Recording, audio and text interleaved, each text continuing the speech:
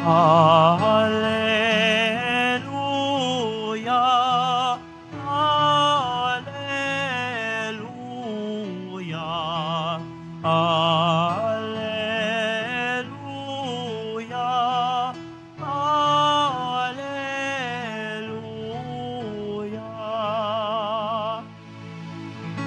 Ang sinumang kumakain sa katawang aking hain ay nananahan sa akin. Alleluia, Alleluia, Alleluia, Alleluia.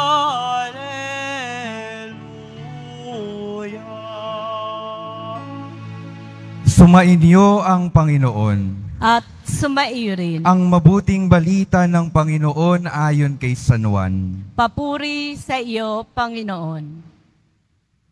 Noong panahong iyon, nagtalo-talo ang mga Hudyo. Paanong maibibigay sa atin ng taong ito ang kanyang laman upang kanin natin? Tanong nila. Kaya't sinabi ni Jesus, tandaan ninyo, malibang kanin ninyo ang laman ng anak ng tao at inumin ang kanyang dugo, hindi kayo magkakaroon ng buhay. Ang kumakain ng aking laman at umiinom ng aking dugo ay may buhay na walang hanggan, at muli ko siyang bubuhayin sa huling araw. Sapagkat ang aking laman ay tunay na pagkain, at ang aking dugo tunay na inumin. Ang kumakain ng aking laman at umiinom ng aking dugo ay nananahan sa akin at ako sa kanya. Buhay ang amang nagsugo sa akin at ako'y nabubuhay dahil sa kanya. Gayon din naman, ang sino mang kumain sa akin ay mabubuhay dahil sa akin. Ito ang pagkaing bumaba mula sa langit. Ang kumakain nito'y mabubuhay magpakailanman. Hindi ito katulad ng kinain ng inyong mga magulang sa ilang. Namatay sila bagamat kumain niyon. Sinabi ito ni Jesus nang siya'y nagtuturo sa sinagoga sa Capernaum. Ang mabuting balita ng Panginoon. Pinupuri ka namin, Panginoong Hesukristo. Magsiupo muna po tayong lahat. Magandang umaga po sa inyo mga minamahal kong mga kapatid na naririto at kasama natin online. Good morning po. Araw po ngayon ng Biyernes, araw ng ating debosyon. Atin pong sabay-sabay na papurihan ng ating mahal na poong Jesus Nazareno.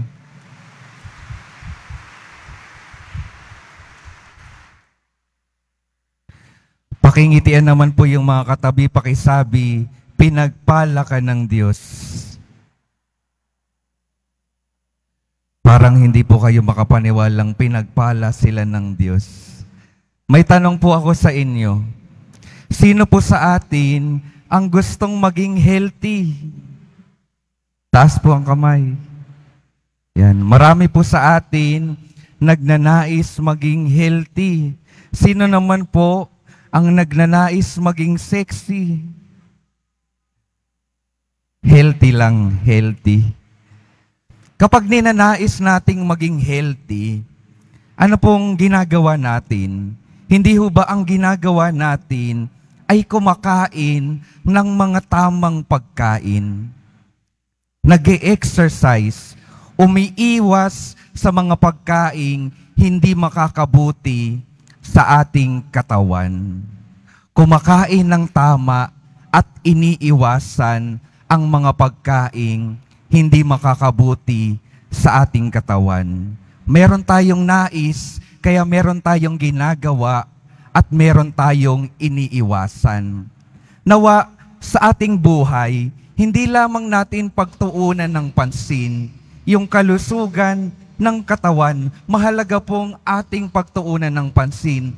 Pero hindi dapat nawa maiwan lamang sa ating katawan yung pagnanais natin na maging malusog ito. Dahil tayo ay hindi lamang mga taong may katawan. Tayong mga tao ay taong may kaluluwa rin. At dapat din naisin natin na kung nais nating maging healthy yung ating pangangatawan, dapat din mas naisin natin na maging healthy yung ating mga kaluluwa. Pakitingnan po yung mga katabi. Mukha po bang healthy ang pangangatawan? Mukha po bang healthy ang kaluluwa? Amen? Amen. Ngayon ang tanong, paano natin gagawing healthy yung ating mga kaluluwa? Binibigyan tayo ng solusyon, ng sustansya, ng tatanggapin sa pamamagitan ng ating ebanghelyo. Sinasabi sa atin ng ating Panginoon, tanggapin nyo ang aking katawan, kainin ninyo ito. Hindi maintindihan ng mga Hudyo. Pero sa ngayon, mas naiintindihan na natin ito. Saan natin natatanggap yung ating Panginoon sa kanyang katawan? Sa Eucharistia. Yung Eucharistia ay ang tinapay ng ating buhay. Ito ay ang ating Panginoon na tinatanggap natin. Kaya kung gusto nating maging malusog ang ating mga kaluluwa, patuloy nating tatanggapin ang ating Panginoon, lalo na sa Eucharistia. Mahalagang tinatanggap natin siya. At sa ating pagtanggap sa Kanya, para maging malusog yung ating mga kaluluwa, mahalaga rin na bibitawan natin at iiwasan yung mga bagay na nagiging sanhi para masira yung ating mga kaluluwa. At ano po ang mga bagay na ito? Ang mga bagay na dapat nating iwasan ay yung ating mga kasalanan, mga nagagawang kamalian, mga paboritong kasalanang ating paulit-ulit na ginagawa sa ating mga buhay.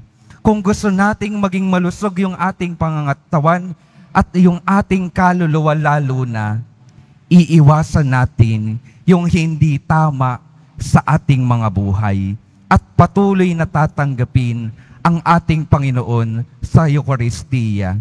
Alam ko pong mahirap, pero nawa pagsumikapan natin at pag napagsumikapan natin, unti-unti talaga nating maiaalis yung mga hindi tama sa ating mga buhay. Sa katotohanan po, meron po akong kaibigan, pag-usapan po muli natin yung sa pangangatawan. Isang araw nagdesisyon siya, hindi na siya kakain ng kahit anumang karne. Puro gulay, prutas na lamang ang kakainin niya. Nag-decide siya na magiging vegan yung kanyang diet. Sa umpisa daw, mahirap kasi marami siyang paboritong mga pagkain na may mga karne. Hamburger, pizza, at kung ano-ano pa. Pero nung nagtagal siya, makalipas ang 1 taon, 2 taon, alam niya po yung nangyari sa kanya, hindi na siya natatakam sa anumang mga karne.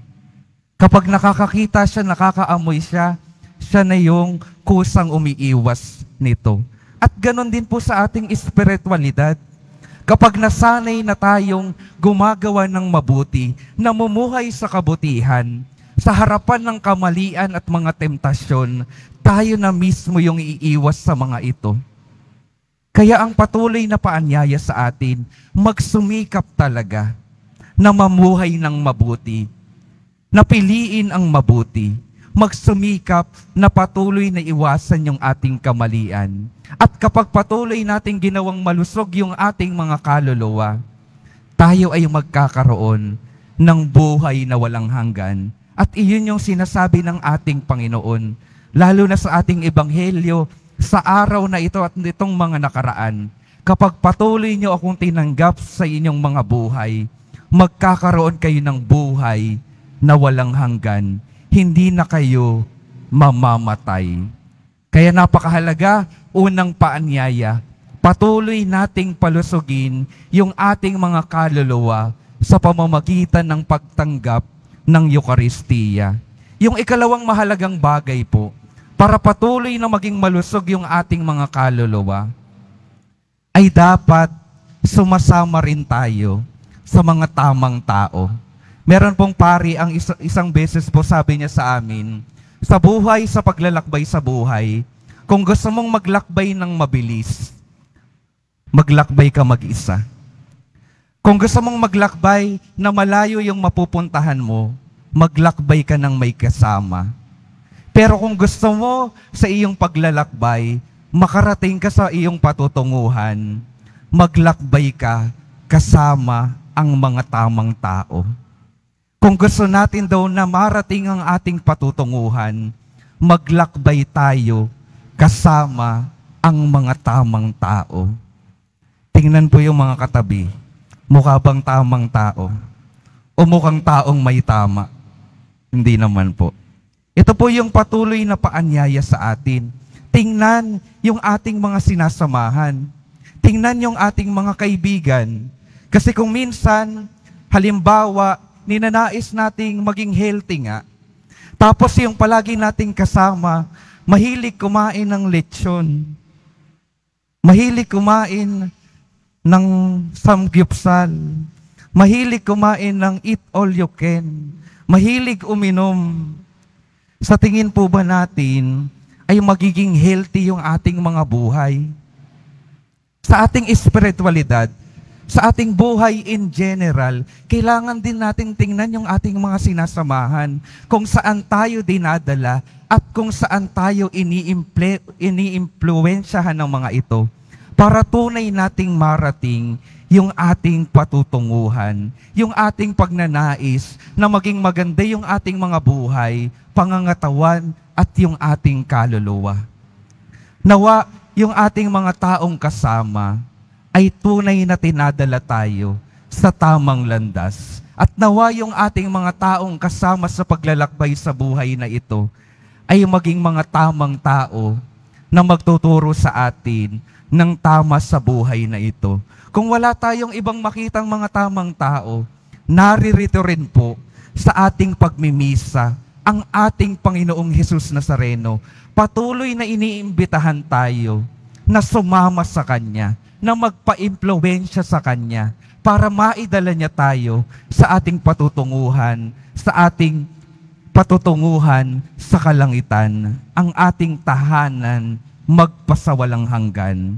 Kaya mga minamahal kong mga kapatid, nawa itong dalawang bagay na ito na ibinibigay ng ating Panginoon, itulak tayo para tunay na lumapit at kumapit sa Kanya at sumama sa Kanya magpasawalang hanggan. At yung ating pagtanggap sa Eucharistia at pagsama sa Kanya sa Eucharistia, ang magiging epekto po nito, nawa sa ating mga buhay ay pagbabago at pagmimisyon. At ito po yung nakita natin sa unang pagbasa sa buhay ni San Pablo. Bago siya naging alagad ng ating Panginoon, inuusig niya yung mga disipulo ng ating mga Panginoon. Pero nung dumating si Jesus sa kanyang buhay, nagkaroon ng pagbabago. Yung dating nag-uusig, tapat na alagad na ngayon, at maraming binuong komunidad para manampalataya sa Diyos. Nawa yung ating patuloy na pakikiharap sa Diyos, magdala ng mabuting pagbabago sa ating mga buhay, at magdala sa atin, sa ating misyon, na ipalaganap ang Kanyang mabuting balita sa lahat ng ating pupuntahan. Mga minamahal kong mga kapatid, nawa yung pagnanais natin na patuloy na makita yung Panginoon, itulak talaga tayo para tanggapin siya sa ating mga buhay. Isa pong mahalagang halimbawa rin, noong nagsimula po ang prosesyon ng traslasyon noong January 9. Nakaalis na po sa Quirino Grandstand. Tapos may ilan pong mga deboto, bumalik na sa kanilang parokya. Kinuwento sa akin ng pari, nung pagbalik daw ng mga deboto sa kanilang parokya, tinanong niya yung isang deboto, nakaalis na sa Quirino Grandstand yung mahal na poong Jesus Nazareno. Nasaan na yung mahal na poong Jesus Nazareno? Ang sabi daw ng isang deboto, Father, yung mahal na poong Jesus Nazareno, naririto na. Naririto na. Nasa kanyang buhay na. Nawa yung patuloy nating pakikiharap sa Diyos, itulak tayo para makilala na yung Diyos nananahan na sa atin at yung Diyos na nananahan sa atin, ibahagi at ipalaganap natin sa mga taong ating nakakasalamuha sa buhay na ito. Kung nais nating patuloy na mahawakan at makita ang ating Panginoon, patuloy natin siyang tanggapin sa ating buhay sa Eucharistia. At ito po yung mahalagang ipinapaalala ko sa mga taong dinadalaw ng Nazareno. Alam po ninyo, yung ating parokya, merong programa na tinatawag na Dalaw Nazareno, kung saan ang imahe ng Nazareno ay nagpupunta sa iba't ibang mga lugar para dumalaw sa mga parokya sa ibang lugar na malayo dito sa ating parokya. At kung mapapansin po ninyo, kapag nagpupunta ang imahe ng Nazareno sa isang lugar, talagang dinudumog ng maraming tao.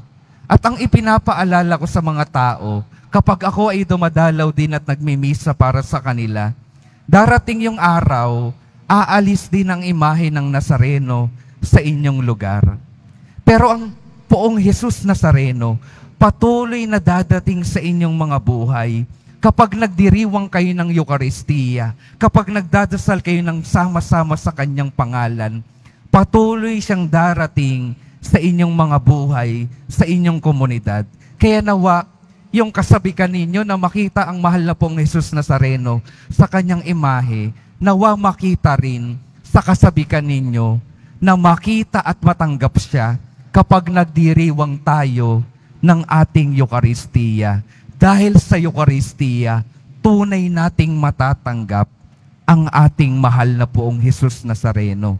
Tunay natin siyang mahahawakan at tunay niya tayong mabibigyan ng lakas para maharap ang mga pagsubok ng ating mga buhay.